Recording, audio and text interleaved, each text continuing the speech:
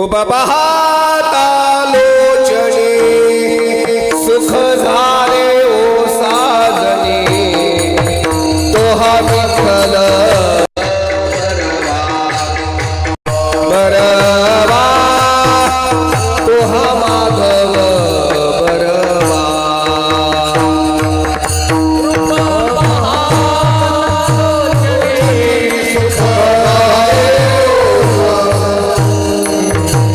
Oh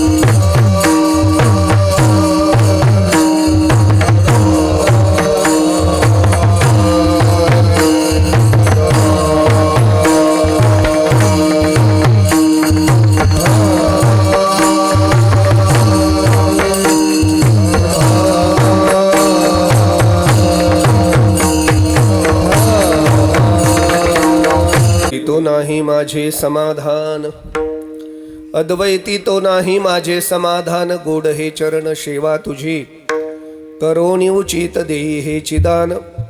आवडे कीर्तन नाम तुझे, देव भक्तपण सुखाचा सोहळा. ठेवोनी निराळा दावी मज, करोनी उचित देई हे चिदान. आवडे कीर्तन नाम तुझे, तुका म्हणे तुझे आहे हे सकळ. तुका म्हणे तुझे आहे हे सकळ. कोणे एके काळे देई मज, करोनी उचित देई हे चिदान. आवडे कीर्तन नाम तुझे. पांडुरंगा करो प्रथम,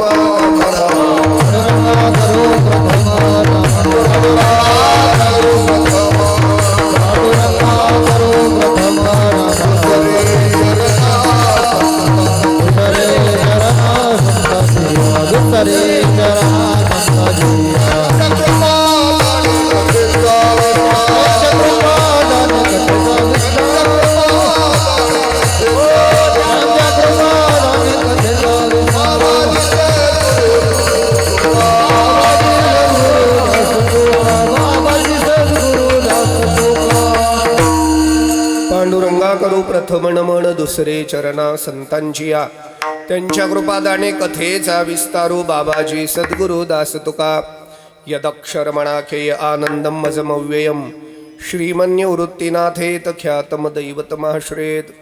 अद्वैती तो नाही माझे समाधान, गोड हे चरण सेवा तुझी. करोनी उचित देई हे चिदान. आवडे कीर्तन नाम तुझे. वैराग्यशी परममूर्ती संत श्रेष्ठ श्री जगद्गुरु तुकोबाराय महाराज यांचा अत्यंत महत्त्वाचा, अतिशय प्रासादिक, भगवान श्री परमात्म्याकडे एक अलौकिक मागणं मागणारा, एक भावना प्रगट करणारा, अत्यंत गोड अभंगाच्या कीर्तनाच्या सेवेकरिता घेतलेला आहे. भगवान श्री गोंदेश्वराच्या कृपा आशीर्वादाने प्रतिवार्षिक संपन्न होणारा हा अखंड हरिनाम सप्ताह श्री क्षेत्र गोंदेगाव या वर्षी अमृत महोत्सवाकडे अर्थात रौप्य महोत्सवाकडे वाटचाल करून रौप्य महोत्सव पूर्ण केला आहे. उद्या काल्याच्या कीर्तनाने सांगत आहे. अखंड 25 वर्ष हा सप्ताह चालू आहे. हे सगळं श्रेय तुम्हा गोंदेगावकरांचं आहे, लक्षात ठेवा. गोंदेगावकरचं भजनी मंडळाचं मोठं याच्यामध्ये योगदान आहे की 25 वर्ष हा उत्सव चढ उतार काय असेल याच्यावर मात करून अखंड आत्तापर्यंत आणला. आणि पुढेही आता सुवर्ण महोत्सवाकडे 2027 पासून वाटचाल सुरू होणार आहे. भगवंताची कृपा, साधू संतांचे आशीर्वाद आहेत. आणि मी गेल्या 15 ते 20 वर्षापासून पाहतो, विशेष या सप्त्याला शोभा या सगळ्या लाडक्या बहिणींमुळे आहे. आतापर्यंत मी कधीही बघितलं तर तुमचीच संख्या इथं जास्त आहे. आणि आनंदाची गोष्ट आहे सगळ्या व्यापातून. त्याहीपेक्षा ह्या वर्षी 7 ते 9 केला हा अत्यंत आनंदाचा विषय आहे. आता आम्ही तर 7 ते 9 कोणी ठेवलं तर 20% डिस्काउंट पण सुरू केलेला आहे. हा, 7 ते 9 असेल तर 20% डिस्काउंट. म्हणजे गोंदेगावकरांना नाहीये, इतर बाहेरच्या गावांना आहे तो. पण छान सप्ताह चालू आहे. अनेक महात्म्यांचे योगदान आहे. फुटाणे माऊली आदी असायचे नाही का. आमचे श्री ज्ञानेश्वर माऊली कदम, त्यांचं मार्गदर्शन योगदान असतं. माझं नेहमी या सप्ताहामध्ये प्रेम आणि योगदान आहे. सगळे तुमांचं आहे. विशेष करून या रौप्य महोत्सवात ज्यांनी हिंमत दाखवली आणि मोठ्या मोठ्या पंक्ती घातल्या त्या अन्नदात्यांना माझं साष्टांग दंडवत आहे. हे खरं आहे वैभव. म्हणजे ज्ञानदानाच्या यज्ञाबरोबर पहिल्यांदा गोंदेगावमध्ये अन्नदानाचा एवढा मोठा यज्ञ झाला आहे. तुम्हा ग्रामस्थांना धन्यवाद. आमचे अत्यंत जुने प्रेमी आमचे मित्र नाही का, आणि वारकरी संप्रदायाचं एक वारकरी वैभव मच्छिंद्र नाना वांगीकर तुम्हाला लाभले. वारकरी जीवन आमचे उद्धव महाराज जुने माझे मित्र आहे बा. आज त्यांना पाहिलं तर जसे तसेच आहेत ते नाना. वा, महाराजांचं नाव जाधव, लक्ष्मण जाधव. लक्ष्मण महाराज जाधव आहेत नाही का. आमचं तर काय सांगायचंच. विद्यार्थी बी आपले आहेत का काय नाही ना. मग अशीच विषय झाला की महाराजांचं या सप्त्याला ते मी येतो तेव्हापासून योगदान आहे की नाही. पंडित महाराजांचं आमच्या खरं तर पंडित महाराजांचे जोडूदार गेले. त्यांचं फार प्रेम होतं माझ्यावर. होय होय. मी एक अभंगावर कीर्तन केलं त्यांच्या गावाला आणि ते अक्षरशः कीर्तनानंतर रडले माझ्याबरोबर. म्हणले एवढं छान नाना चिंतन मला ऐकायला मिळालं. आमचे राजू परिसराचं वैभव म्हणून पखवाजाला तयार होते. राजू महाराज घायल तेही आहेत. हरिभक्ती पारायण ज्ञानेश्वर महाराज गोड हात त्यांचा आहे. असं आहे का. मी भेटलोय ज्ञानेश्वरला भेटलोय. अजून याच्या आधी एक दोनदा वाचलं बोले कीर्तन. असो किती छान गोड आहे. आपल्या परिसरात नाशिक जिल्ह्यात ही सगळी कलावंत तयार होत आहेत. ही आपल्यासाठी अभिमानाची आणि स्वाभिमानाची गोष्ट आहे. चोपदार आहेत, विनेकरी आहेत, पंचक्रोशीतून आलेले, परिसरातून आलेले अत्यंत तोलामोलाची माणसं आहेत. कीर्तनानंतर आपण त्याचाही नामोल्लेख करूया. इथं उपस्थितांच्या चरणी नतमस्तक. मस्तक हे पाया, मस्तक हे पायावरी,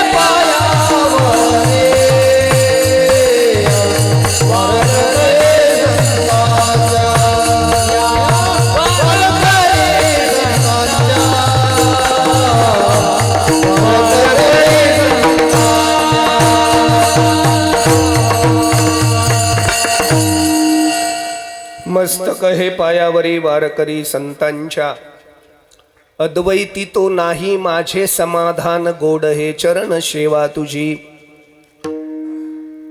जगद्गुरु तुकोबारायांनी देवाकडे काही मागणं मागितलंय आणि जागराचं कीर्तन आहे. माघ शुद्ध एकादशीचा पर्व काळ आहे आज. आज पंढरपूरची माघ वारी आहे. म्हणून निफाड तालुका नाही का फार भाग्यवान तालुका आहे.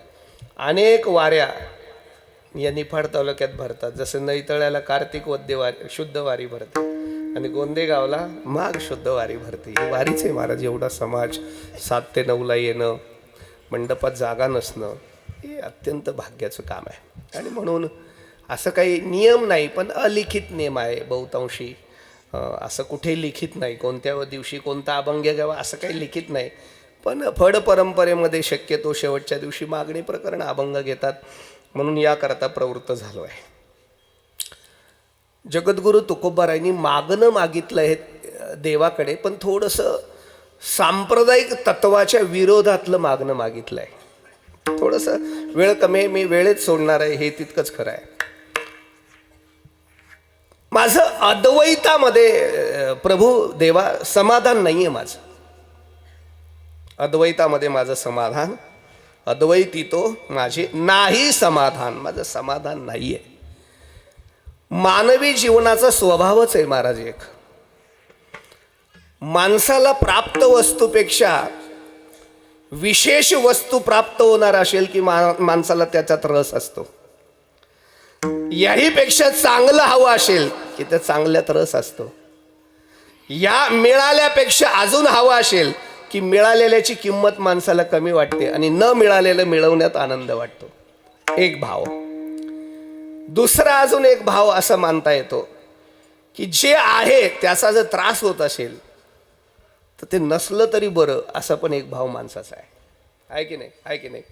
जे आहे त्याचा जर त्रास होत असेल तर त्यापेक्षा नको. बऱ्याच माणसांना प्रश्न पडलाय, पोरगा झाला नसता तर फार बरं झालं असतं. बरेच माणसांना प्रश्न आहे की नाही? हा, ठीक आहे, काहींना पोरगा झाला नाही म्हणून प्रश्न पडला असेल, पण काहींना असाही प्रश्न पडलाय, देवा लग्न झालं नसतं तर फार सुखी राहिलो असतो. म्हणजे नसलेलं बरं ना, कारण याच्यात जर जेवढा त्रास आहे त्याच्यापेक्षा नसल्यात तर आनंद आहे. लक्षात येतं का माझ्या? निपुत्रिक राहण्यात जर त्रास नसेल आणि पुत्र होऊन जर तो कंबरडात लाता घालत असेल, काय काय मत आहे तुमचं? बरोबर आहे की नाही? मग त्यापेक्षा नसलेलं काय वाईट आहे? हा, नसलेलं काय वाईट आहे? माझं म्हणणं, 25,000 रुपये ठेवून खर्च करून कीर्तन ठेवायचं, आणि तो जर परमार्थाच्या ऐवजी संसारच सांगत असेल तर मग घरी काय वाईट आहे? नाही नाही, राग नका मानू. माझा भाव चुकीचा वाटत असेल पण राग नका मानू.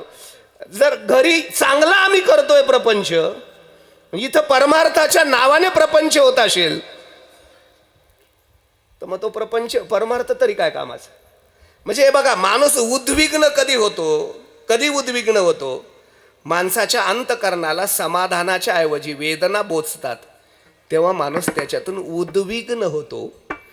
कारण हा नियमच आहे, एका ठिकाणी जेव्हा माणसाचं मन रमत नाही त्यावेळेस दुसऱ्या ठिकाणी माणसाचं मन रमलेलं असतं. हा माणसाचा स्वभाव आहे. तुम्ही किती बी बघा, म्हणजे मी थोडंसं रागवू नका, शेजारच्या भातावर कधी बी तूप जास्त दिसतं. कधी बघा, त्याच्यापेक्षा थोडंसं कटू बोलू का, रागवणार नाही माझ्यावर? हा, आजपर्यंत कोणालाच आपली स्वतःची बायको सुंदर वाटत नाही, दुसऱ्याची सुंदर वाटते. बरोबर बोललो ना मी? हो म्हणतात हे, हो म्हणतात, मी जबाबदार नाही बरं याला काही. हा माणसाचा स्वभाव आहे. आता ऐका, पुन्हा आता ऐका.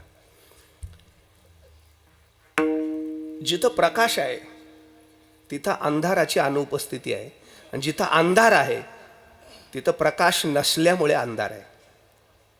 जिथं दिवस आहे तिथं रात्र नसणार आहे, आणि जिथं रात्र आहे तिथं दिवस नाही आहे. हा भाव आहे.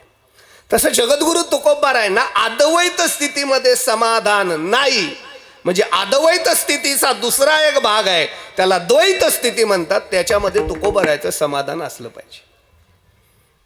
हा कीर्तनाचा भाव समजून घ्या. अद्वैतामध्ये समाधान नाही.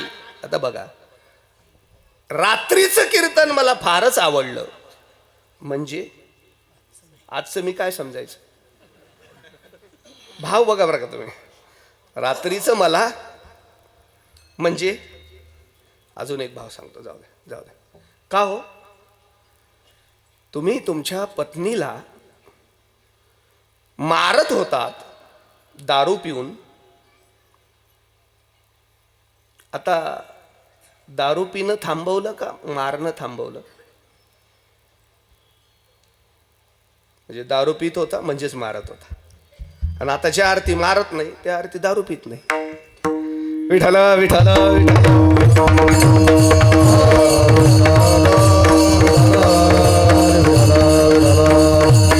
तसं अद्वैतामध्ये तुकोबारांचं समाधान नाही, म्हणजे द्वैतामध्ये समाधान आहे. आणि द्वैतामध्ये जर समाधान असेल तर कीर्तनकाराच्या डोक्याला ताण आहे. कारण परमार्थात द्वैत चांगलं नाही महाराज. तुझे जव जव घडे तव तव संसार भय जोडे. दुःख कुठे आहे? द्वैतात आहे. दुःख कुठे आहे? भेदात आहे. दुःख कुठे आहे महाराज? अपपर भाव जिथं आहे ना तिथं दुःख आहे की नाही? हा, जिथं अपपर भावच नाही तिथं दुःखच नाही महाराज. तुम्ही कल्पना करा ना महाराज, एखाद्याबद्दल जेव्हा राग येतो तेव्हा त्याचं आपल्याला दुःख वाटतं, पण एखाद्याबद्दल रागच येत नाही तर त्याच्याबद्दल काही वाटत बी नाही. तुम्ही माझा भाव समजतोय ना? बरोबर आहे ना? जाऊ द्या. नाही, तिकडं जास्त लांब पडेल, इकडंच काढा त्याला. नाही, तिकडे लय लांब जावं लागेल. रस्ता द्या.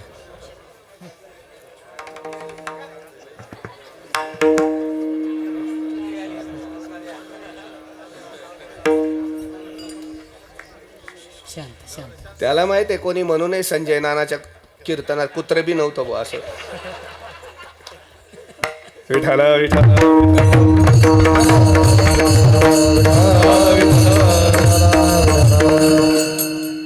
खरं म्हणजे त्याचा पुढचा मला स्वाभिमान आहे. गोंदे गावातल्या कुत्र्यांवर सुद्धा इतका संस्कार आहे की त्याला कीर्तन ऐकावं वाटतं. वा. तुम्ही त्याला ऐकू दिलं नाही तो भाग तुमचा आहे. नाहीतर काय काही गावातले कुत्रे काय करतात, आयुष्यात कीर्तनाचा आणि त्यांचा संबंध नाही. पण त्या मानाने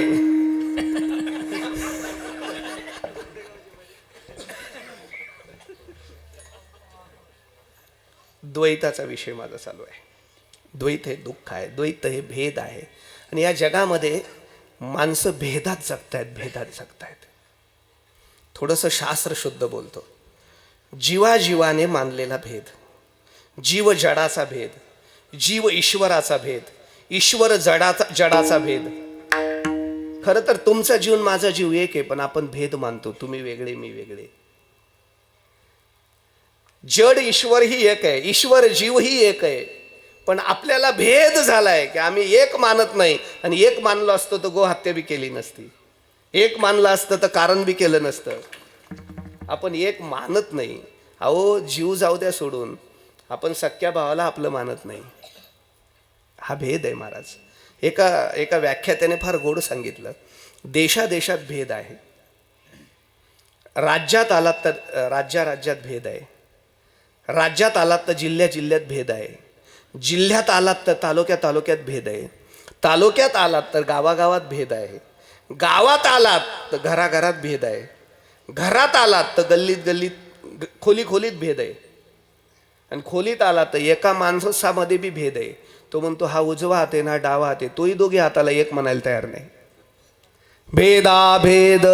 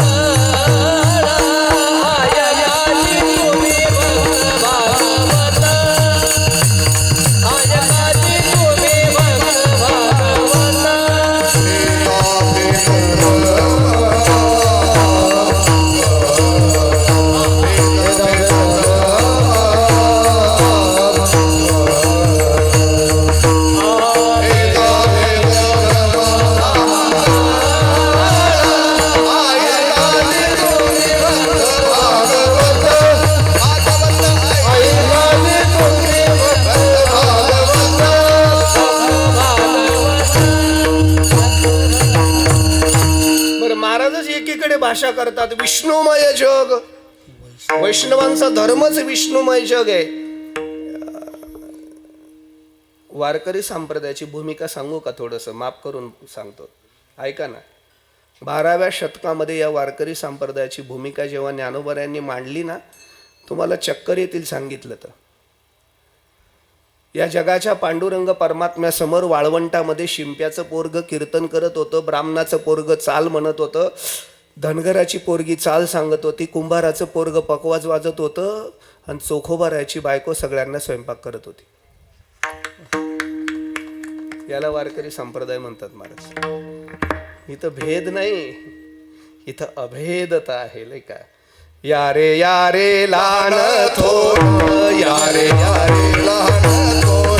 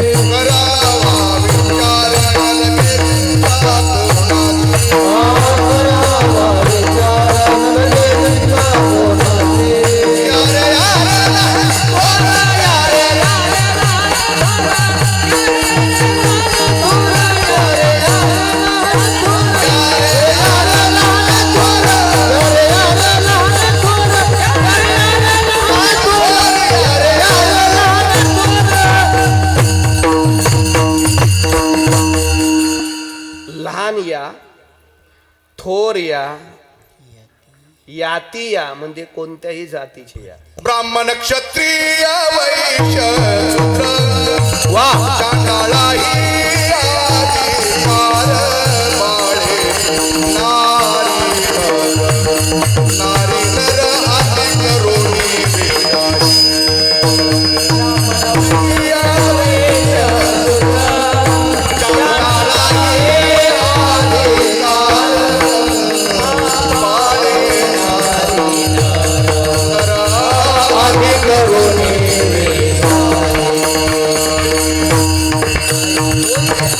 शूद्राला सुद्धा इथं बोलवलं. अहो आवाज देताना कसा दिला तुकोबारायांनी? हाती टाळदंडी मुखी नाम गाणे गजर होतो नाही निवडिले. नाही का काही निवड केली का तुकोबारायांनी? काही आपले आपले घेतले का? नाही. मग ही जर तुकोबारायांची भूमिका आहे, जरा लक्ष द्या माझ्या भावनेकडे, तर मग तुकोबारायांना इथं का भेदामध्ये अपेक्षा वाटावी आणि अद्वैत तत्वामध्ये आवड नसावी? अद्वैत का आवडू नये आणि का इथं द्वैत स्वीकारावं तुकोबारायांनी? बरं, अद्वैत तत्वाचा विचार केला तर आपण 2-3 गोष्टी अजून बघूया. कोणती कोणती अद्वैत स्थिती आहे? योग्याची अद्वैत स्थिती बघा तुम्ही. आता योगीच असतो, भोगी कधी योगी होत नसतो. लक्षात. अलीकडे योग्याची चेष्टा करतात लोक. रात्री ढाब्यावर जेवतात आणि सकाळी पोटाला हापक्या मारतात. याला योगी म्हणत नाही. लक्षात ठेवा.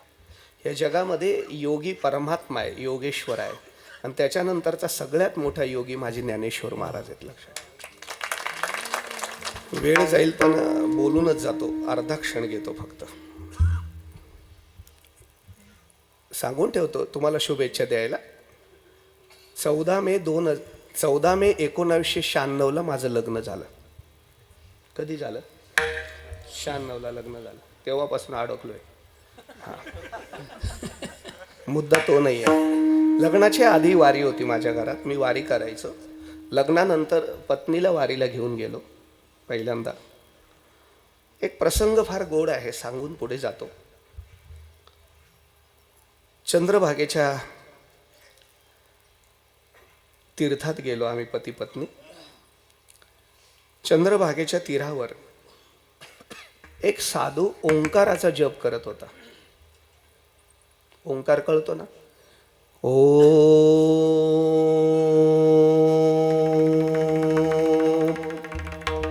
ओंकाराचा जप. आमचा रूप पाहताला पुरत नाही ओंकार. हा. आणि आश्चर्य तुम्हाला आता वाटेल, ते पद्मासनात बसले होते आणि मी त्यांच्याजवळ उभा राहिलो तरी त्यांचं डोकं माझ्या खांद्याला लागत होतं. किती उंची असेल तर. शांत चालू. मी हात जोडून घेतले. मी वेगळ्या मूडमध्ये होतो कारण लग्न नवीन झालेलं होतं. आम्ही हातपाय धुतले, फोटो बिटो काढले. परत येताना त्या योग्याचा तसाच तो जप चालू होता. मग मात्र थोडं विशेष वाटलं. हळूच कणी स्पर्श पाय पडलो आणि काय माझं भाग्य, त्यांनी डोळे उघडले. माझ्याकडे पाहून स्मित हास्य केलं. मी म्हटलं, महाराज एवढ्या गर्दीत इथं आपण योग कसं काय साधतायत? तो हिंदीत बोलला, नहीं बेटा मैं तो योग करने के लिए ही यहाँ आया हूँ. म्हटलं योग करना है तो कहीं हिमालय में जाओ, आळंदी में क्यों कर रहे? त्याने मला सांगितलं 12 साल मैं योग कर चुका हूँ. हिमालय में बहुत बड़े मेरे गुरुजी के सानिध्य में पूरी योग साधना मेरी हो गई है. और मेरे गुरुजी को मैंने पूछा, गुरुजी और भी योग मुझे सीखना है. मेरा गुरुजी बोला, यहाँ का योग खत्म हो गया, और भी सीखना है तो ये विश्व में एक ही योगी है, उसको ज्ञानेश्वर महाराज कहते, उसका समाधि आळंदी में है, उसका सानिध्य में आप योग साधना करो, उसका देखते देखते आपको योग की सब सिद्धि प्राप्त हो जाएगी. इसलिए मैं या योग कर रहा हूँ. त्या दिवशी मला कळालं या जगातला योगेश्वर कोण असेल तर मला ज्ञानेश्वर म्हणायचं. योग्यांचे माऊली माऊली, योग्यांची माऊली, नाही का? 6व्या अध्यायामध्ये शेवटच्या श्लोकातली पहिली ओवी, अथवा योगी जो म्हणजे तो देवांचा देव जाणीजे, जे सुख सर्वज्ञ माझे चैतन्य ते. योगी म्हणजे देवांचा देव आहे. या प्रश्नावर अर्जुनाला एक प्रश्न पडला, भगवान योगी म्हणजे देवांचा देव कसा असू शकतो? अर्जुनाच्या मनातला प्रश्न आहे. मग मला सांगा, त्या योग्याला ही योग्यता कोणी दिली असेल बरं? काही वाईट आहे का विचारणं? एखादं कीर्तन जर नाही आवडलं तर गावकरी काय म्हणतात, याची तारीख कोणी घेतली बरं? काय गरज होती घ्यायची? सुचवलं कोणी? आगाऊपणा कोणी केला? बरोबर आहे की नाही? बरोबर आहे की नाही? तसं अर्जुनाच्या मनात प्रश्न पडला, या योग्याला ही योग्यता देणार कोण? तेव्हा अर्जुनाचा प्रश्न ऐका. अर्जुन म्हणे, श्री अनंता आम्हा विस्मय बहुचित्ता, सांगे तया ऐशी योग्यता कवने दिली? त्या महात्म्याला ही योग्यता देवा कोणी दिली? मला सांगा जरा. आता देवाने सांगायला पाहिजे होते ना कोणी दिला हा पुरस्कार, किंवा ही डॉक्टरेट कोणी दिली, हा पुरस्कार कोणा दिला, सांगायला पाहिजे होता. नाही सांगायला पाहिजे. देव हसायला लागले. इथंच गंमत आहे. तुम्हाला एखादा प्रश्न विचारला आणि तुम्ही त्याचं उत्तर न देता जर हसायला लागले तर एक तर प्रश्न तरी तुम्हाला कळला नाही, किंवा प्रश्न विचारणारा तरी चुकला. प्रॅक्टिकली सांगू का? एक बाई माझ्याकडे आले, पती पत्नी आले. म्हणले, नाना माळ घालायची. म्हटलं घाला, फक्त एवढंच आहे, दक्षिणा लागणार नाही, पंगत लागणार नाही, कुठेही देणगी नाही, फक्त एकच आहे, दोन्ही एकादशा करावं लागतील, रोज हरिपाठ करावं लागेल, माझ्या निवृत्तीनाथांची वारी करावं लागेल, आणि आषाढी कार्तिकी पंढरपूरला यावं लागेल, ज्ञानेश्वरी सकाळी वाचावं लागेल, गाथा वाचावं लागेल. ते म्हणले सगळं होईल. त्या माणसाने मला विचारलं, एक अडचण आहे. म्हणले काय? माझी आई वारली आहे. म्हटलं दुर्दैव आपलं. माझ्या आईचं श्राद्ध भाद्रपदात असतं. भाद्रपद वद्य नवमीला माझ्या आईचं श्राद्ध असतं. जर एखादी वेळेस एकादशीला आलं, तेवढी मला सोडायची परवानगी द्याल तर मी माळ घालतो. आता मला सांगा, नवमीला जर श्राद्ध आलं, एकादशी आली, तर तुम्ही आईचं श्राद्धाला एकादशी करणार का सोडून द्याल?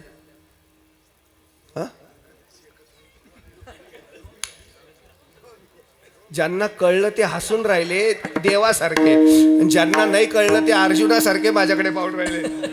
अहो, आपली श्राद्ध येईल पण नवमीला एकादशी येणार नाही. माझा मुळात प्रश्नच चुकीचा आहे. जिथं प्रश्न चुकतो तेव्हा हास्य निर्माण होतं. मग अर्जुनाला राग आला, अहो देवा, मी तुम्हाला विचारतोय आणि तुम्ही मला वेड्यासारखं हसतायत. तेव्हा अर्जुनाला देवाने फार गोड उत्तर दिलं. ते तर श्रीकृष्ण हसोनी बोले, नवल हे ना तुझे बोलणे, ते तर कवनाशी काय दिजेल कवने अद्वैती. अरे अद्वैतामध्ये कोणी कुणाला काय द्यायचं? इथं देणारा आणि घेणारा दोन विषय स्वतंत्र आहेत. जिथं देणाराही मी आहे आणि घेणाराही आहे. मी म्हणजेच योगी आणि योगी म्हणजेच मी आहे. ही योग्याची अद्वैत स्थिती आहे. पण तुकोबारायांचं समाधान नाही. विठ्ठल विठ्ठल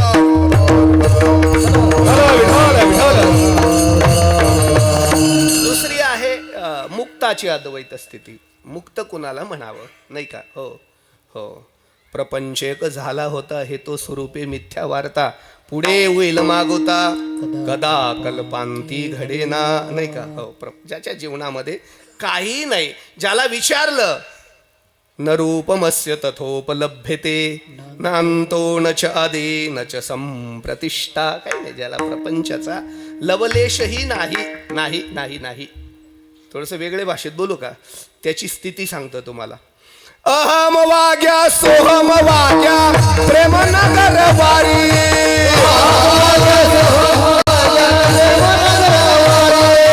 अहम वाग्या सोहम वाग्या प्रेम नगर वारी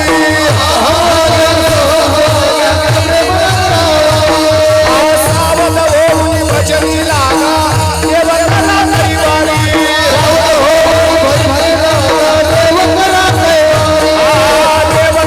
कैवारी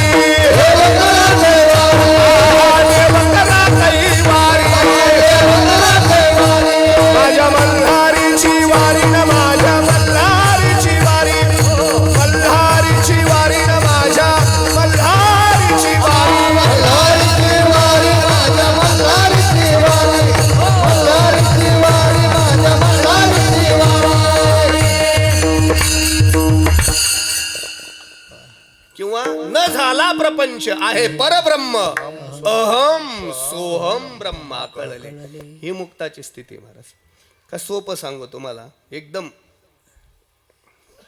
एका उपनिषदाच्या टीकेवरती आलेला दृष्टांत सांगतो दावत सांगतो अद्वैत स्थिती म्हणजे काय एकाचे भगवान शंकराची उपासना होती अलीकडे ना देवांची बी चढाओढ असते हो अलीकडे ना भगवान शंकराने विष्णूला ओव्हरटेक केलंय भागवत कमी शिवपुराण जास्त झाले कुणाचं प्रारब्ध कधी उदयाला येईल सांगता येत नाही मला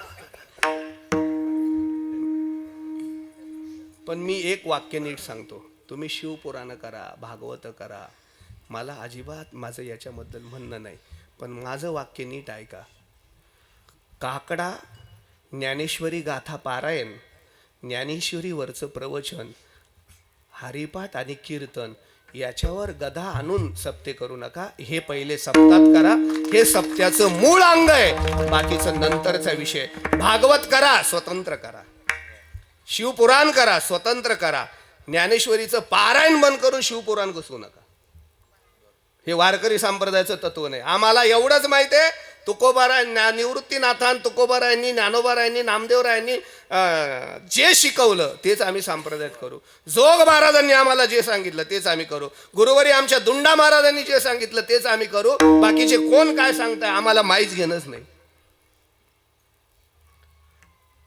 नाही तर मग सबका हालन लोटाबल जल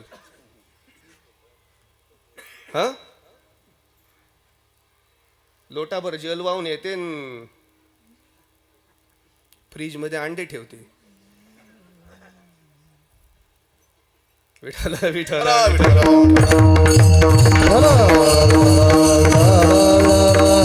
मला एक गोष्ट पटणार नाही पण माझं वाक्य जबाबदारीने ऐका या जगात फक्त अंधश्रद्धेपासून मुक्त कोणी केलं असेल तर ते ज्ञानोबा तुकोबारायांनी केलं तुम्हाला सगळे अंधश्रद्धेत बुडवतील आणि तुमच्या श्रद्धेवर तुमच्याकडनं कमवतील लक्षात ठेवा फक्त वारकरी संप्रदायाचं एक अंधश्रद्धेच्या पलीकडे जाऊन तुम्हाला परमात्म्याचं दर्शन घडवून देणारा संप्रदाय आहे लक्षात ठेवा म्हणून तो जाऊ द्या शंकराची भक्ती करत होता एक दिवशी शंकराला बिल्वार्चन केलं घरातच शिवलिंग होती अर्चन झालं जेवायला बसलं नैवेद्य देवाला दाखवला काय झालं एक उंदीर आला आणि तो पिंडेवर चढला आणि तो नैवेद्य खाऊ लागला उंदरांचं काही खरं नाही माझी 55 लाखाची गाडी सगळी खाऊन गेला वायरी तो कसा घुसला तेही मला कळालं नाही 1.5 लाख रुपये खर्च आला मग तेव्हा कळालं 1.5 लाख रुपये खर्च उंदीर आणू शकतो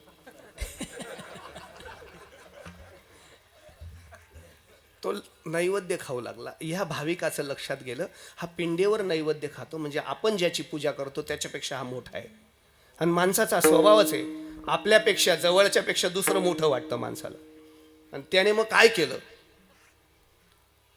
पिंड दिली पाण्यात फेकून आणि उंदराचीच पूजा सुरू केली तो डोक्यावर बसला ना सोन्याचा त्याला पिंजरा रोज ते उंदराची आरती करायचा जय देवा जय देवा जय उंदीर मामा पूर्ण करावी माझी मनोकामा जे देव जे. रात्रीच्या वेळेला स्वारीचा थाट, मडक्या गाडग्या माझी आपली खटपट. एक दिवशी उंदराला मांजरीने बघितलं, ते उंदीर पळून गेलं. तेव्हा याला कळलं ही तर मोठी आहे. मग मांजरीची पूजा सुरू केली. मांजरीला एक दिवशी कुत्र्याने बघितलं, ती पळून गेली. मग कुत्र्याची सुरू केली.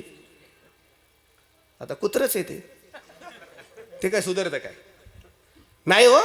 सप्त्यात घालतं काला झालं काढून टाकतं ते काय करे. फक्त एखाद्या जागरण गोंधळाला बोलवलं पाहिजे कारणाला म्हसोबाच्या.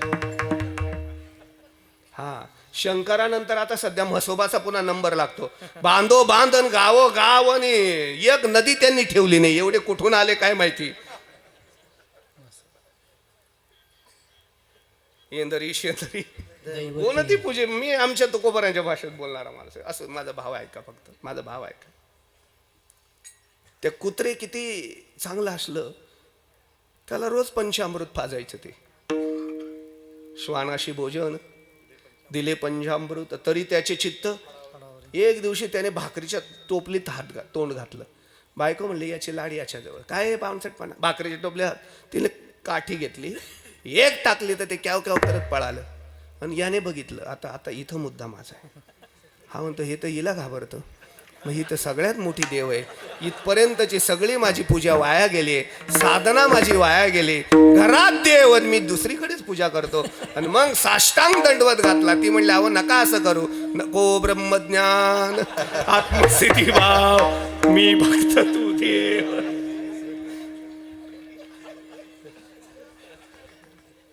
तिला तितक्यात आईचा फोन आला. ती म्हणले तुझ्या पत्रिकेत सध्या गुरु चांगल्या स्थितीत आहे, घे मजा मारून नाही तर हालही राहू ये. मग रोज बायकोची आरती. आता मला बायकोची आरती नाही येत नाही, नको मी करतच नाही. पुरुष प्रधान संस्कृती. एक दिवशी तिच्याकडनं चुकलं, याने डोळे वटारले आणि ती घाबरली. ती घाबरली आणि याच्या लक्षात आली ही मला घाबरते. मग ही जर मला घाबरते तर मी हिच्यापेक्षा मोठा आहे. मग आता मीच देव आहे तर मला पूजा करायची काय गरज आहे. मीच देव आहे या स्थितीवर जाणं म्हणजे मुक्त होणं. विठ्ठल वासुदेव तत्वता या स्थितीवर जाणं म्हणजे मुक्त होणं. ही मुक्ताची स्थिती. तुकोबाराय म्हणतात नाही समाधान. मग दुसरी अजून एक स्थिती बघू आपण. भक्ताची अद्वैत स्थिती. तेची देव भक्त भेदाभेद नाही जात. देव आणि भक्त हे कधीच वेगळे नाही महाराज. देव भक्त तो झालाशी दोन्ही. तोच देव आहे, तोच भक्त आहे. देवते संत निमित्त त्या प्रतिमा, निमित्त त्या प्रतिमा, निमित्त त्या प्रतिमा.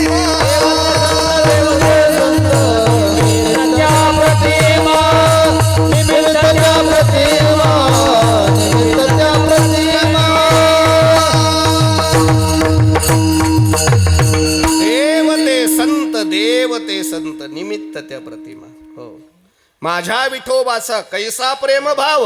आपणची देव होय, आपणची गुरु होय. ही भक्ताची आणि मी देवाची अद्वैत स्थिती सांगतोय. देवानी भक्त कधीच वेगळे नाही. नाही का लोपले ज्ञान जगी हित नेन ते कोणी. अवतार पांडुरंग नाव ठेविले ज्ञानी. ज्ञानोबराय आणि देव वेगळे नाही, तुकोबराय आणि देव वेगळे नाही, नामदेवराय आणि देव वेगळे नाही. कायम देव आणि भक्त एक आहेत, कधीच वेगळे नाही. फक्त एक वाक्य सांगू का. देवाचं आणि संतांचं स्वरूप वेगळं आहे. स्वरूप वेगळं आहे पण अंतरंग एक आहे. एक आहे. कधीच वेगळे पण त्यांच्यात जाणवणार नाही. कधीच तुम्हाला कोणत्याच अंगाने. म्हणून बऱ्याच वेळा देव संत झाला आणि बऱ्याच वेळा संत देव झाले. खरं सांगा गोकुळात येताना तो देव होऊन आला का गोपाळ होऊन आला. मग झाला ना तो संत. तो जर गोपाळ होऊन आला मग काय राहिला. त्याने देऊन यायला चतुर्भुज व्हायला पाहिजे होतं त्याने. पण हातामध्ये काठी, खांद्यावरी कांबळी, चारी तसे देणू सावळाचे. मग तोही संत होतो ना महाराज. तो एक आहे म्हणूनच होतो ना. अनेक संत त्याच्या स्वरूपाला पोचले, देव झाले. कानोपात्रा देव झाली. ज्ञानोबराय देवच आहे, तुकोबाराय देवच आहे, यांचं तर फार पुढचं सांगतो मी. अहो तुम्हाला खरं सांगू का, ज्या संतांनी त्याला एकरूपता अनन्यतेने स्वीकारलं ना, त्याच्या परिवाराला देवाने आपलं म्हणून स्वीकारलं. याच्यापेक्षा काय मोठं असलं पाहिजे, काय मोठं असलं पाहिजे. पूर्वीचे वारकरी फार भयानक होते, संसाराचा विचार न करता वारी करायची.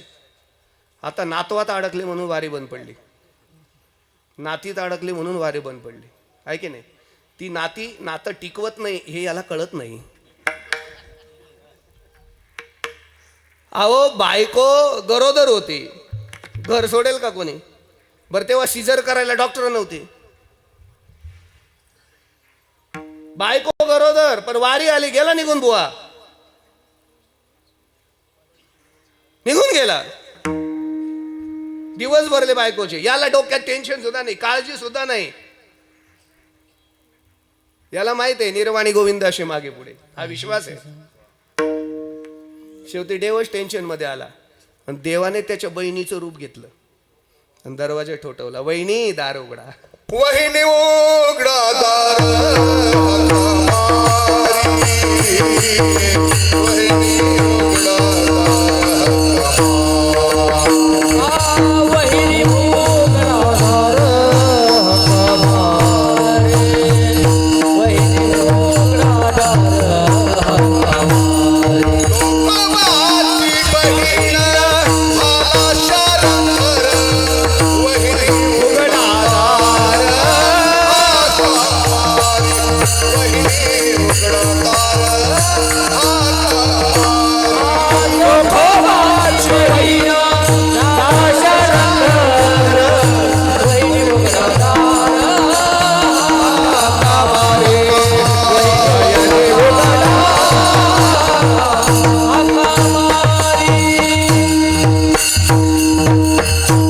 नानांनी त्या संताचं नाव बी सांगून दिलं बघा.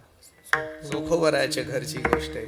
मग देवाने तर पाहिलं पाहिजे होतं आधार कार्ड, हा ओपन आहे का ओबीसी आहे, हा एससी आहे का एनटी आहे, पाहिलं का देवाने?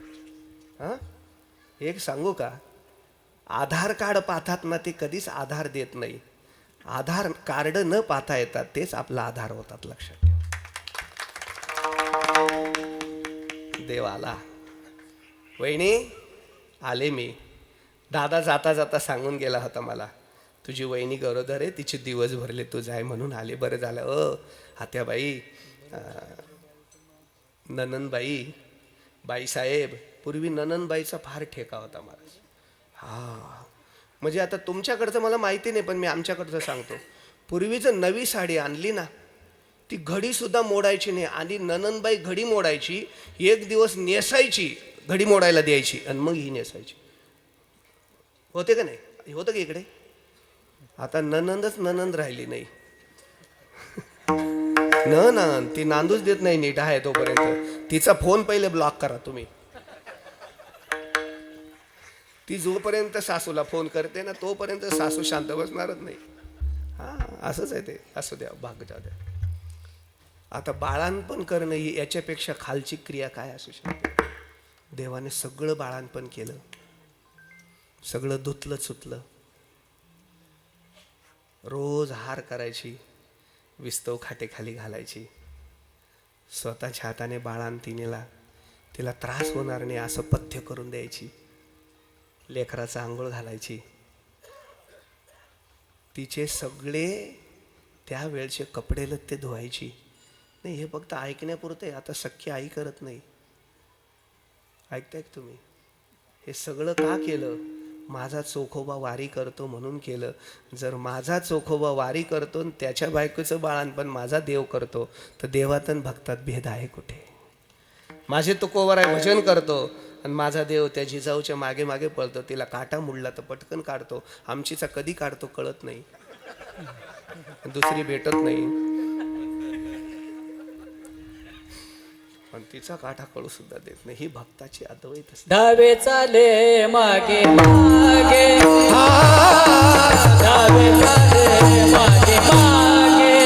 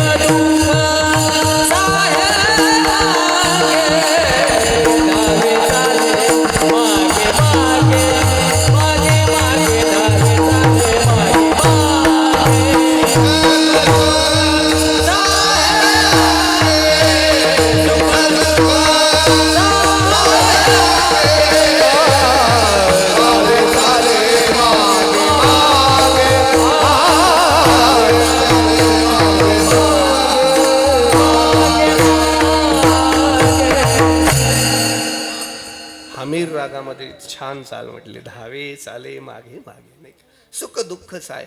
मला काही ओव्या आठवल्या बघा याच्यावरून. ते ऋणवैपण देखुनी अंगी मी आपुल्याची उत्तीर्णत्वा लागे, भक्ताचे तनु त्यागी परिचर्या करी, देह वैकल्याचा वारा जणे लागेले या सुकुमारा, म्हणून या आत्मबोधाची या पांजेरा सुयेत आहेत.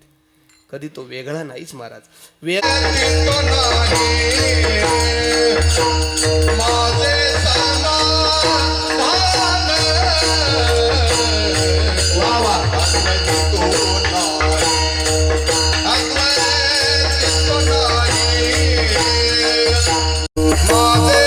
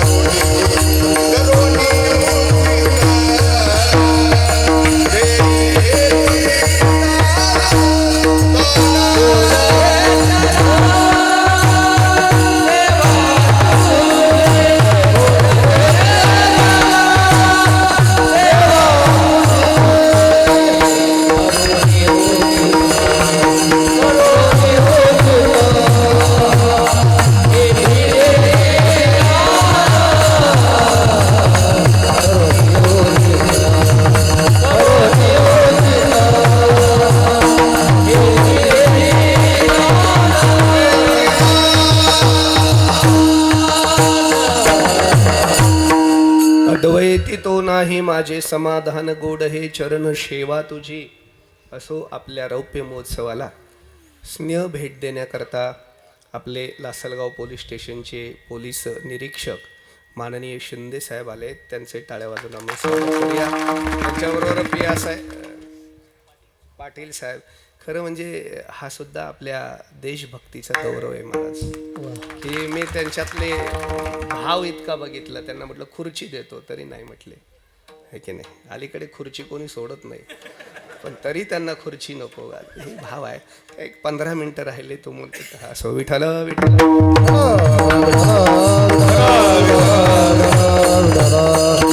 गोड अशा चरणाच्या सेवेमध्ये प्रभू माझं समाधान आहे. अद्वैतामध्ये माझं समाधान नाही. जी अद्वैत स्थिती ती मला का नको देवा. कारण असं आहे, भक्ती सुखाचा आनंद घेण्याकरता, तुझ्या चरणाची सेवा प्राप्त करण्याकरता वारी करण्यात माझा आनंद आहे. ज्ञानेश्वरी वाचण्यात माझा आनंद आहे. गाथा वाचण्यात माझा आनंद आहे. माझ्या मनात एक दिवशी असा सहज प्रश्न आला, थोडंसं रिसर्च माइंड आहे. स्वर्गीची अमर इच्छिता ती देवा, मृत्यू लोकी व्हावा जन्मामा. असं मी या प्रमाणावर चिंतन करत होतो. मी विचार केला, स्वर्गात गेलेल्या पुन्हा अमराला या मृत्यू लोकात कशाला यायचं असेल बुवा. मग माझ्या लक्षात आलं, स्वर्गीची अमर इच्छिता ती देवा, मृत्यू लोकी व्हावा जन्मामा. या मृत्यू लोकात जन्म व्हावा म्हणजे स्वर्गात गेलेले अमर या भूमीवर जन्म मागताना मृत्यू लोकात जन्म व्हावा. तो फक्त महाराष्ट्रात व्हावा आणि वारी करता यावं, ज्ञानेश्वरी वाचता यावं आणि गळ्यात टाळ घालून भजन करता यावं याकरता व्हावा. कारण या सुखापेक्षा हे सुख मान आहे, म्हणून स्वर्गीच्या अमर इच्छिता ती देव. तसं अद्वैत स्थितीमध्ये जाऊन भक्ती सुख थांबवण्यापेक्षा मला तुझ्या देवा चरणाच्या सेवेत. आणि एक वाक्य नीट ऐका, आचरणस्य चरण. चरण कधीही महान नसतात, आचरणाने ते महान होतात. म्हणून या जगात, या देशातल्या आमचे संत आचरणशील आहेत, म्हणून त्यांचे चरण आम्ही वंदन करतो. आचरण नसतील तर मग ते यांच्याकडे दिले जातात, मग हे त्यांचं पूजन करतात. हाय की नाही, हाय की नाही. हो, अहो एरवी लोक चपली सगट पाय पडतात, पण बुवा घसरला की ती चप्पल डोक्यावर देतात. आचरणस्य चरण. आणि म्हणून परमात्म्याचे चरण, संतांचे चरण कधीही मान. वेळ नाही आपल्याकडे, मला 15 मिनिटाच्या आत याचा समारोप करायचा आहे. आणि म्हणून देवा माझी इच्छा आहे तुझ्या चरणाच्या सेवेकरता अद्वैत स्थिती कोणतीच नको मला देवा. माझी विनंती तुला, माझं उचित कर आणि हेच मला दे अभंगाचं. करोनी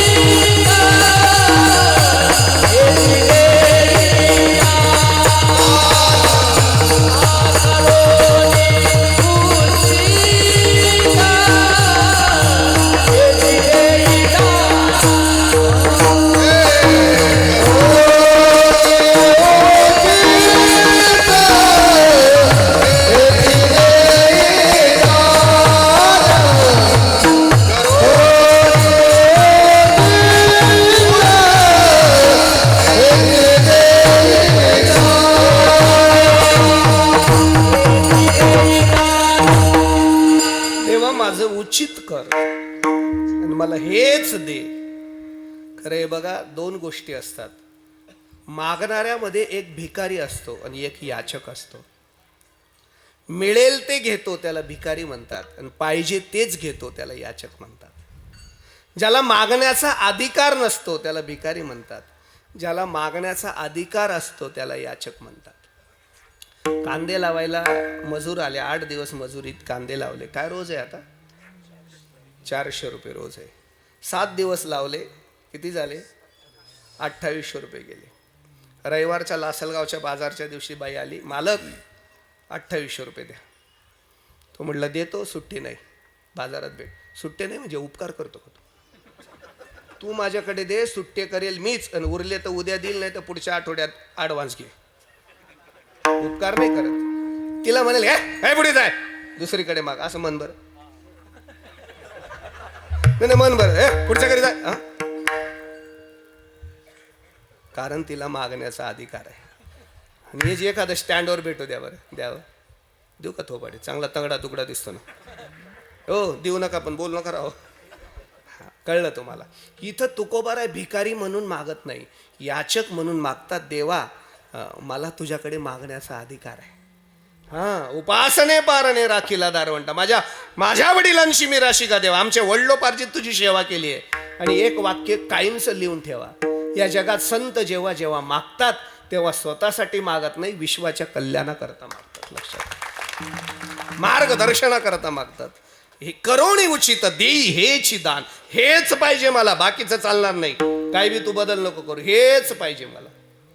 आवडे कीर्तन नाम. उचित कर या शब्दावर बोलतो. 1-5 मिनिटं. उचित कर देवा म्हणजे माझं योग्य ते कर. ऐका, मानवी जीवनात योग्य ते होणं हे मानवी जीवनाचं यथार्थ कल्याण आहे. आणि मानवी जीवनाचं खरं योग्य ज्यांना करतं तो एक तर परमात्मा आहे, नाही तर संत आहे. संत आणि परमात्मा सोडून आपलं उचित काय आहे हे कुणालाच कळू शकत नाही. म्हणून कधी कधी एक लक्षात ठेवा, त्यांनी दिलेलं लौकिक दृष्ट्या कदाचित आपल्याला भावणार नसेल, पण अलौकिक दृष्ट्या ते तुमच्या समृद्धीसाठी आणि जीवनाच्या यशासाठी परिपूर्ण असेल. लक्षात ठेवा. मी थोडंसं बोलू का गंमत म्हणून? बघा तुम्ही, संतांनी दिलेलं कधी बी. आता कुत्रं आलं होतं कीर्तनात, तुम्ही मारलं आणि हाकलून दिलं, खरं सांगा, बरोबर आहे की नाही? म्हणजे कुत्र्याचा जन्म योग्य आहे का? नाहीये. पण समजा तो जर पंढरपुरात मिळाला आणि नामदेवराच्या हातची तूप रोटी मिळाली तर इथल्या माणसापेक्षा तिथलं श्रेष्ठ ठरलं. एरवी तोंडातून गटार गंगा वाहणारी माणसं, पण एखादं भाग्यवान गाढव जर पैठणमध्ये जन्माला आलं आणि नाथ महाराजांच्या हस्ता अमृत मिळालं तर त्याचा जन्म धन्यच आहे ना. तुम्ही जर मला विचारलं, संजय नाना तुम्हाला काय आवडेल, तर माझं वाक्य एक ऐका, मला 10 जन्म रेड्याचे दिले तरी चालतील देवाने. 10 जन्म मला रेडा केलं तरी चालेल, पण 10 पैकी एखाद्या तरी जन्मात माऊलींनी मला भेटावून माझ्या डोक्यावर हात ठेवावा. मी माणूस म्हणून जगण्यापेक्षा त्या रेडा म्हणून जगण्यात माझ्या जीवनाची धन्यता मागेल. आणि एक वाक्य फार मोठ्या वक्त्याचं सांगतो तुम्हाला, व्याख्या त्याचं. जीवनात जर जन्म मिळाला तर देवाची कृपा व्हावी. एक तर देशभक्त व्हावा, नाही तर हरिभक्त व्हावा. देशभक्तीमध्ये जीवनाची धन्यता आहे आणि हरीच्या भक्तीमध्ये जीवनाची धन्यता आहे. करोनी उचित देवा, उचित कर. आता तुझं कळेल ते करी, तारीशी तरी तारी माझी, नाही का? जवळी अथवा दुरी धरी घाली, संसारी अथवा नको आलो शरण नेते. पण त्या तुला जे योग्य वाटेल ते मला कर. मत्समा पातकी नास्ती पापग्नित्वम समानई एवं ज्ञात्वा महादेवी यथा योग्यम तथा करू. आई भगवती, आचार्य म्हणतात, तुझ्यासारखं पाप घालवणारं कोणी नाही, माझ्यासारखं पापी कोणी नाही. मी का मागू तुझ्याकडे? तुला जे देता येईल ते मला दे. यथा योग्यम तथा करू. पण तू जे करशील ते योग्य आहे याची मला जाणीव आहे. या जगामध्ये एक वाक्य नीट ऐका. स्वतःचे आई वडील, आपले धर्मशास्त्र आणि संत कधीही आपलं अहित करत नाही, हितच करतात. म्हणून त्यांचा सल्ला कधी चुकीचा नसतो. दुसरी गोष्ट, करोनी उचित देई हेची दान, आवडे कीर्तन नाम तुझे. उचित कर हेच दे, आवडे कीर्तन नाम तुझे. एक वाक्य अजून मोठ्या मनाने सांगतो. देणारा जर मोठा असेल तर घेणाऱ्याने हात पसरायचा नाही, त्याला देऊ द्यायचं म्हणून उचित कर. नाही आलं लक्षात तुमच्या? देणारा मोठा असेल तर आपण नाही स्वतः तोंडाने मागायचं. तोंडाने मागून जीवनाची हानी करण्यापेक्षा त्याला देऊ द्यायचं कधी बी फायद्यात असतो. म्हणून तुला जे वाटेल ते तू कर, म्हणजे उचित कर. थोडंसं मी लौकिक बोलतो, ऐका. लहान होतो मी, साधारणतः 2रीला असेल 3रीला असेल, तेव्हाचं जीवनच चांगलं होतं महाराज. आणि मग आठवडी बाजार असायचा. बैलगाडा झोपून आजोबा आजी बाजाराला जायची आणि बाजाराला जायची हौस असायची. तेव्हा आम्हाला दुसऱ्या गाड्याच नाही, बैलगाडीच होती. गाड्याच नाही, सायकल नसायची. मग बैलगाडीत आजीबरोबर बाजाराला जायचो. सगळं बाजारात आजी खरेदी करायची. सगळे तेव्हा तसंच होतं. माझ्या आजीने बाजारातच किराणा घेतला, तो तसाच काल होता. तो किराणा दुकानदार माझ्याकडे बघितलं, ते दुकानदार फार हुशार असतात गिराईक पटवण्यासाठी. पुढच्या रविवारी आपलंच झालं पाहिजे गिराईक. त्याने काय केलं, एक चॉकलेटची बरणी उघडली आणि माझ्याकडे दिली. म्हणले, घ्या बाळा, घे तुला चॉकलेट. मी म्हटलं, नको बाबा, मला नको मला. ते म्हटले, असं नाही, किराणा विकत दिला, चॉकलेट फुकट, घ्या. मी म्हटलं, नका, मला नको. काका तुम्ही द्या. शेवटी त्याला क्यू आली. त्या दुकानदाराने बरणीत हात घातला आणि मूठभर चॉकलेट मला दिले. मी दोघी खिशात घातले. हाफ चड्डी होती तेव्हा. हो हो, तेव्हापासून हाफ चड्डीची सवय लागली म्हणून संघात गेलो. घरी आल्यावर आजीला कौतुक झालं. नातूच, माझं नाव तसं संजय आहे, पण आजीने नाना म्हणायची म्हणून अख्खा महाराष्ट्र मला नाना म्हणतोय. माझं भाग्य आहे आणि माझं परम भाग्य आहे. त्याच्यापेक्षा आमचे लाडके मुख्यमंत्री देवेंद्रजी सुद्धा मला संजय नाना म्हणून हाका मारतात. त्यांचं माझं शक्यतो सगळ्या महाराष्ट्राला माहिती आहे. 2 वेळा मोदीजींना मी 12 जानेवारीला मोदीजींना जेव्हा नाशिकला आणलं, ते सगळं संतांना, मला तर मोदीजींचीच आठवण आली तुमच्याकडे बघून. माझ्याकडे संतांचं नियोजन राम मंदिरातलं होतं. मी मोदीजींना असं आसन केलं आणि संतांना असं आसन केलं. मोदीजींनी आल्यावर आम्हाला झटका दिला, म्हणजे संतांपेक्षा उंच असणार मी नाही बसणार. ते असे खाली बसले आणि आम्ही वरती पारायण करत होतो. मोठ्या मनाची माणसं मोठी असतात, असं विनोदाचा भाग सोडा. आजी म्हटले आपला नाना नक्की मोठा होईल. तोंडाने मागत नाही, दिलं तेव्हा घेतलं. काय वृत्ती आहे, लहान लेकरू आहे. मोठा झाला तर कीर्तनकार होईल. तोंडाने मागणार नाही, दिलं तेवढेच घेईल. म्हणजे अशी आजी म्हटली. मी नाही म्हणत आहे असं. मी आजीला म्हटलं आजी तसं काही नाहीये, तुला कळत नाही आजी. मग मी आजीला खुलासा केला, आजी मला दुकानदार काका घे घे म्हणत होते. मी विचार केला, मी घेतले असते तर माझी मूठ छोटी होती, त्यांची मूठ मोठी होती ना, म्हणून मी म्हटलं तू दे. देणाऱ्याची मूठ मोठी आहे तर घेणाऱ्याने कशाला हात पसरावे. देणाऱ्याच्या या जगाचा मालक परमात्मा आहे, तर संतांनी सांगावं करूनी उचित. देवा तुला जे योग्य वाटेल ते कर, देई मग हेची दान. आवडे कीर्तन नाम तुझे. आणि सगळ्यात महत्वाचं एकच वाक्य सांगतो, भजन घेतो. आवडे कीर्तन नाम तुझे. देवाला कीर्तन आवडावं असं मागितलं, कारण माणसांना सगळं आवडतं पण कीर्तन आवडत नाही. तुम्ही म्हणाला अलीकडे कीर्तनाला 50-50 हजार लोक जमतात, ते संसाराच्या आवडीचे असतात. जिथं परमार्थ सांगितला जातो ते कीर्तन ज्याला आवडतं तो खरा भारताचा भक्त असतो. लक्षात ठेवा, त्याचं कीर्तन आवडलं पाहिजे. म्हणून आवडे कीर्तन नाम तुझे. देव भक्तपण सुखाचा सोळा ठेवून निराळा दावी मज. तुकावडे तुझे आहे हे सकळ कोणे एकेकाळे देई मज. अभंगाचा भावार्थ संपला. काय करतो, विठोबा रुक्माई ज्ञानेश्वर माऊली एकदाच घेतो. फक्त याचा एक 5 मिनिटामध्ये उत्तरार्ध करून मी समारोप करतो अभंगाचा. मग अद्वैत स्थितीमध्ये जर दुःख आहे तर पुन्हा अद्वैत स्थिती का मागतात. तर मी तुम्हाला सुरुवातीला सांगून गेलो, प्राप्त वस्तूपेक्षा अप्राप्त वस्तू जर विशेष सुख देणारी असेल तर माणूस प्राप्त वस्तू नाकारतो आणि अप्राप्ताच्या प्राप्तीकरता प्रयत्नशील होतो. ज्याला विधानसभेची अपेक्षा आहे ना, तो कधीच ग्रामपंचायतीची तिकीट घेत नाही. नका आपल्याला काय करायचं राजकारण, अरे तुझ्या मनात काय आहे लोकांना माहिती आहे ना.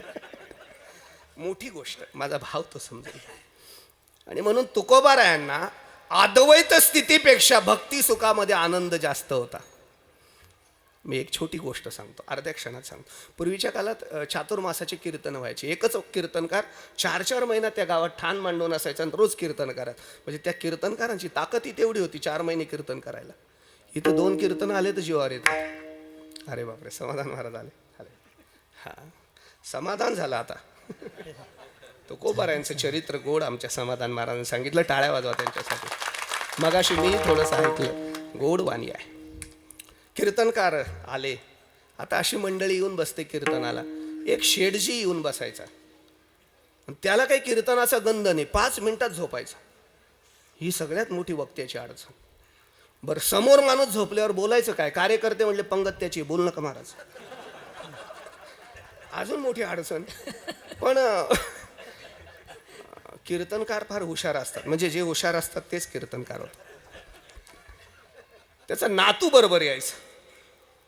त्या महाराजांनी नातूला बोलवलं, म्हणले बघ तुला चॉकलेट आवडतं. म्हणले हो. त्या काळात पांढरी गोळी मिळायची अशी याची आसमंताराची. तुला गोळ्या खायला मी रोज 1 रुपया देईल गड्या आरतीच्या ताटातला. तू फक्त आजोबा झोपले की चिमटा काढायचा. झोपू द्यायचं नाही, माझं कीर्तन होत जाईल. 1 रुपया तुझा पक्का झाला. डीलच झाली त्यांची. ते रोज आजोबा झोपले की चिमटा काढायचं, झोपू द्यायचं नाही. कीर्तन मस्त व्यवस्थित चालायचं. 10-12 दिवस बरे गेले, पण एक दिवशी पुन्हा झोपलं, लागलं घोरायला. नातू काही चिमटा काढे ना. महाराजांनी खुणवलं तरी काढला नाही चिमटा. शेवटी वैतागलं. कीर्तन लवकर आटपलं. त्या पोराला म्हणले इकडे 1 रुपया मिळणार नाही तुला. चॉकलेट आवडतं ना? म्हणले हो. मग 1 रुपया देणार आहे मी, पण आज देणार नाही. तो आजोबाला चिमटा काढला नाही. ते म्हणले कोण काढतं चिमटा? उड, माझ्या आजोबाने सांगितलं मला झोपू देत जा, मी रोज 10 रुपये देईल.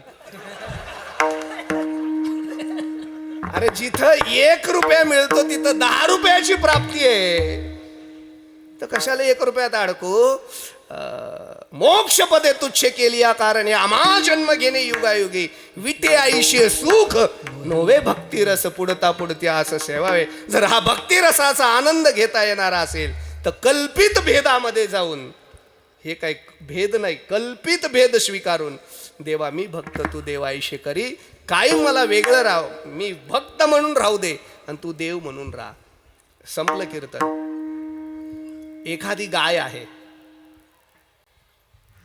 ती गाय गरोदर आहे, गाभण आहे समजा, तिच्या पोटात वासरू वाढतंय. नीट ऐका, वासराबरोबर काशेत दूध पण वाढतंय.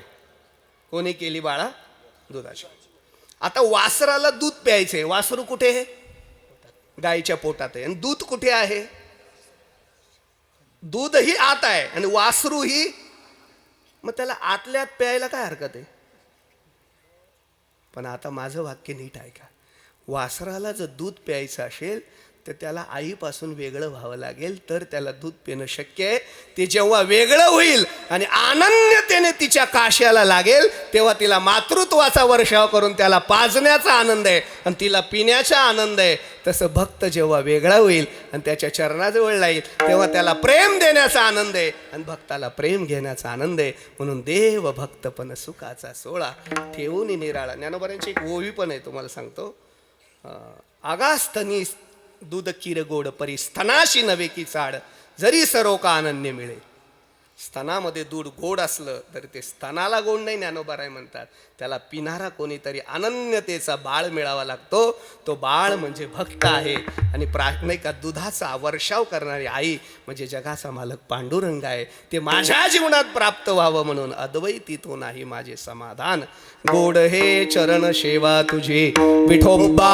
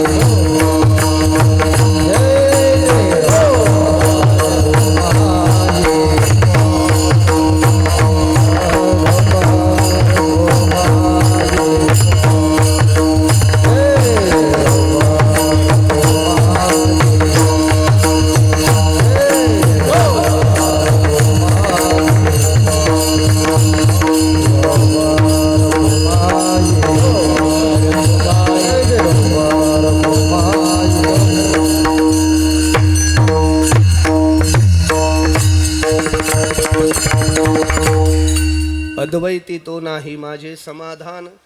गोड हे चरण सेवा तुझी करोनी उचित देई हे चिदान आवडे कीर्तन नाम तुझे.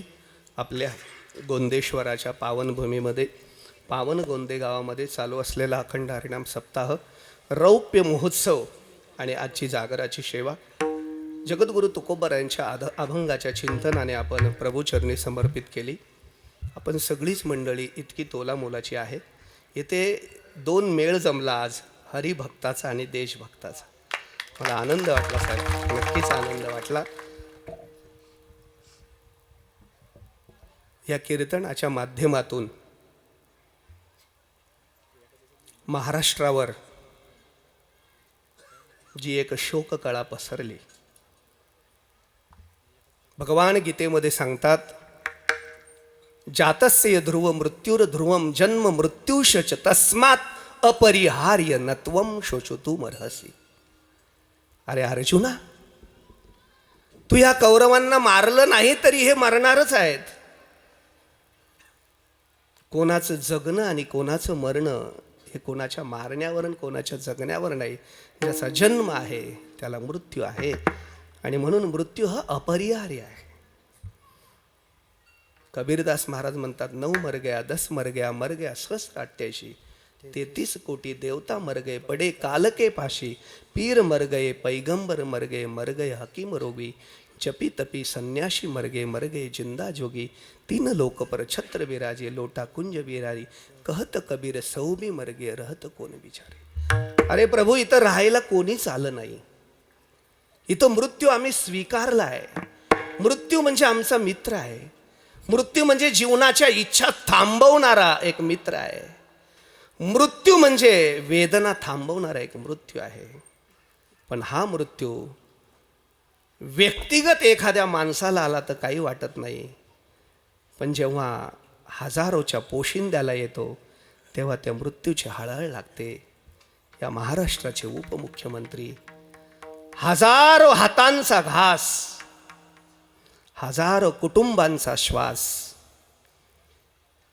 अत्यंत प्रखर व्यक्तिमत्व माननीय अजितदादांचा काल झालेला अपघाती मृत्यू हा एका कुटुंबाला नाही, हा महाराष्ट्राला झालेली हानी आहे. एक वाक्य नीट लक्षात ठेवा, 1,00,000 लोक जन्माला येतात तेव्हा एखादा वक्ता निर्माण होतो, आणि कोट्यावधी लोक राजकारणात येतात तेव्हा एखादा चांगला राजकारणी नेता बनतो. असा लोकाभिमुख नेता, शेतकऱ्यांच्या प्रश्नांची जाण असणारा नेता, अत्यंत प्रभावी नेता आज आम्ही हारून बसलोय. ही लवकर न भरणारी महाराष्ट्राची पोकळी आहे. आणि म्हणून माननीय वैकुंठवासी स्वर्गीय अजितदादांना या रौप्य महोत्सवाच्या माध्यमातून गोंदेकर सर्व भाविक नाशिक जिल्ह्यातील वारकऱ्यांच्या वतीने मी व्यक्तिगत भावपूर्ण श्रद्धांजली वाहतो. दादांच्या आत्म्यास शांती मिळो आणि महाराष्ट्राच्या सेवेकरता पुन्हा दादांना महाराष्ट्रात जन्म मिळो अशी पांडुरंगाच्या चरणी प्रार्थना करतो. धन्यवाद. आपण सगळ्यांनी एकदा फक्त ओंकार करायचं आहे आणि श्रद्धांजली. हरि ओम. शांती शांती शांती. आज कीर्तनाच्या निमित्ताने अनेक मंडळे आहे, सरांना मी मनापासून धन्यवाद देतो. माझ्याबरोबर माझ्या गावचे पोलीस पाटील हिरामन अण्णा गांगुर्डे, जुनं व्यक्तिमत्व तेही आलेले आहेत. आमचे नांदोर्डीचे विकासदादा जाधव खास कीर्तनाकरता आलेले आहेत. नांदोर, धारणगाव, पंचक्रोशीतील सगळीच मंडळी आहे. येवल्याहून सर खास कीर्तनाकरता आलेले आहेत. अशी खूप मंडळी आहे, गायक वादक मंडळी. सर्वांना धन्यवाद देतो. काही 2 मिनटं सरांनाही बोलायचं होतं, 1 मिनटं. जय विठ्ठल होईल, सरही शुभेच्छा 1 मिनटासाठी देतील. जय विठ्ठल झाल्यावर कोणीही इथून उठू नका. सूचना होतील 5 मिनटाच्या आत, काही सत्कार होतील 5 मिनटाच्या आत, मगच सगळ्यांनी उठा, कोणीही जागा सोडू नका. ज्ञानेश्वर माऊली.